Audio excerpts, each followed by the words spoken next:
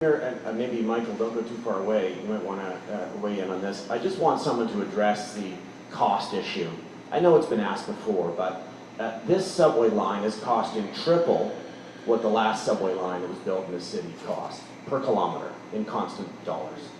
Can someone explain why costs have shot up so dramatically for building transit and what's being done to ensure the next subway we build, the Yonge Street extension, is going to cost, some of these lessons will be learned to bring that cost down?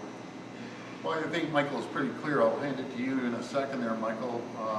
You learn your lessons on Eglinton, and when you say the last subway, are you talking, what subway? The extension to Vaughan. If you look at, this is $1.7 billion for 1 kilometer, yeah. And Vaughan is a fraction of that, before 400 and change, something. Yeah, and I guess that has a lot to do with the inflation, cost of labor. No, that's constant dollars, sir. I'm sorry? There's no inflation in that. Those figures are constant dollars.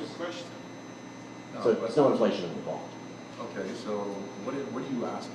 Why does it cost 3 times to build a subway what it used to cost? Are you saying that, you know, here's X out in Vaughan and now we're paying a lot more? There's a cost of inflation. That's all I'm saying.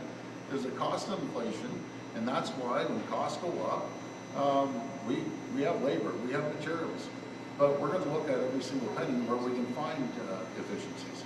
Maybe I didn't understand that question. Michael, maybe you can answer it better than that. And I'll just be clear, I'm talking about constant dollars, so I'm not talking about inflation. I've compared the costs per kilometer for these, you know very well, Michael, these two projects like this around the English-speaking world have spiraled upward in cost. Can you explain why?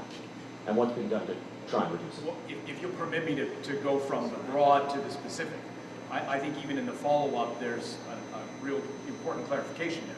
This is not an Ontario exclusive problem. This is something that we're seeing across the English-speaking world. Our friends in the UK and Australia are all facing these types of escalations in connection to the cost of these projects. There are many different things that collectively we can do to try to control costs.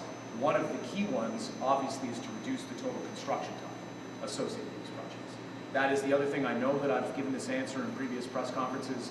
Whether hospitals, courthouses, correctional facilities, or transit projects, across the English-speaking world, we are seeing these construction timelines elongating, and that has a cost all of its own. I will say that what we have seen since 2021, not just us, but the private sector, in respect of the extraordinary escalations in connection to the cost of goods and labor, can't be discounted. It doesn't obviate at all our responsibility to respect taxpayers and to try to deliver this project as effectively, as efficiently as possible.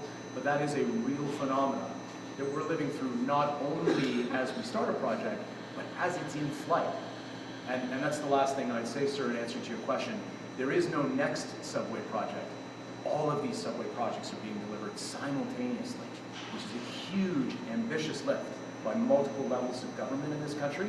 It has its own capacity challenges, which add to the cost of things. So that would be the thumbnail.